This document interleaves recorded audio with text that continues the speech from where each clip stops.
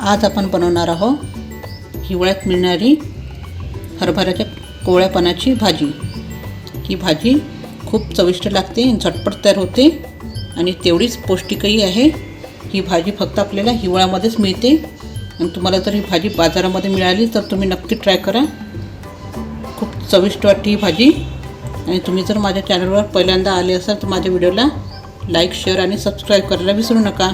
तर चला ही भाजी कशी करायची हे बघूया। आज आपण बनवणार आहोत हरभऱ्याच्या कोवळ्या पानांची भाजी। ही हिवाळ्यामध्ये भरपूर प्रमाणामध्ये मिळते बाजारामध्ये। याचे असे वरचे कोवळे देठं तोडून घेतले जाते आणि याची भाजी आपल्याला बनवायची असते। ही भाजी खायला खूप चविष्ट असते आणि भरपूर यामध्ये विटॅमिन्स असते। तर ही भाजी नक्की खाल्ली पाहिजे। जर तुम्हाला मार्केटमध्ये मिळाली तर नक्की घेऊन या आणि याची भाजी बनवा। तर ही भाजी कशी करायची हे बघूया। आणि ही भाजी आता आपल्याला 2 ते 3 पाण्याने स्वच्छ धुवून घ्यायची आहे। मी याला 2 ते 3 पाण्याने स्वच्छ धुवून घेते।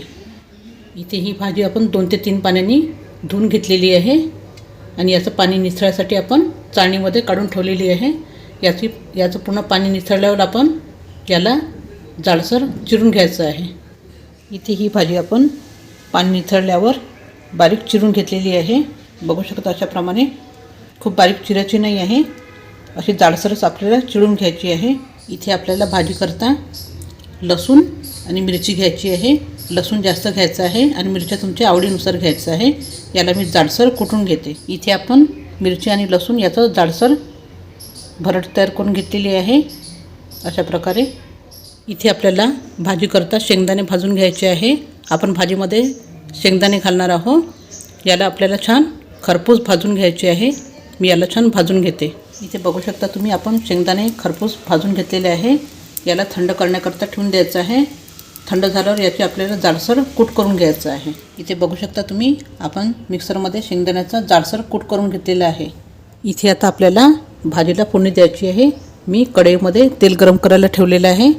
आपलं तेल गरम झालेलं आहे। यामध्ये आपल्याला जिरं घालायचं आहे आणि जिरं आपल्याला फुलल्यानंतर यामध्ये मिरची आणि लसूण याचं जाडसर जी भरड करून घेतली होती ती घालायची आहे।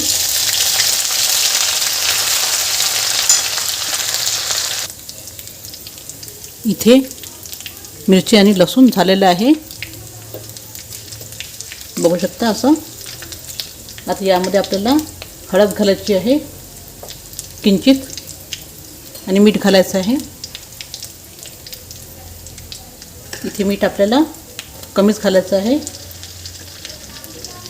आपल्या पालेभाजीमध्ये मीठ कमी घालायचं असते, नाहीतर ते खारट होण्याची शक्यता असते। आता यामध्ये आपल्याला भाजी घालून घ्यायची आहे। इथे पूर्ण भाजीत टाकत आहे। इथे जाळ आपला लो टू मिडियम आहे आणि भाजी आपल्याला अशी छान परतवून घ्यायची आहे।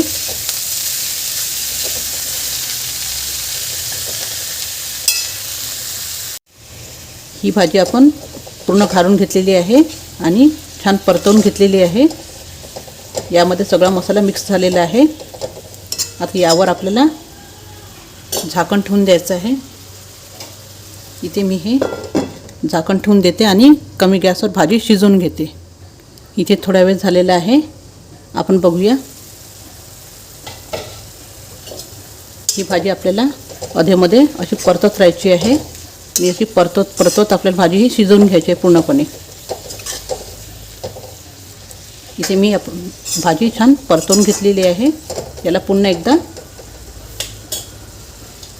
झाकण ठेवून शिजवून घेऊ पूर्णपणे। इथे आपण थोडा वेळ परत भाजी शिजवून घेतली होती, बघू शकता तुम्ही। ही भाजी आपली पूर्णपणे शिजलेली आहे, बघू शकता अशा प्रकारे। आता यामध्ये आपण भाजून घेतलेले शेंगदाण्याचा कूट घालायचा आहे आणि हा कूट छान यामध्ये मिक्स करून घ्यायचा आहे। ही भाजी खूप पौष्टिक असते आणि खायला खूप टेस्टी वाटते आणि खूपच सोपी आहे बनवायला आणि खायला खूप टेस्टी आहे।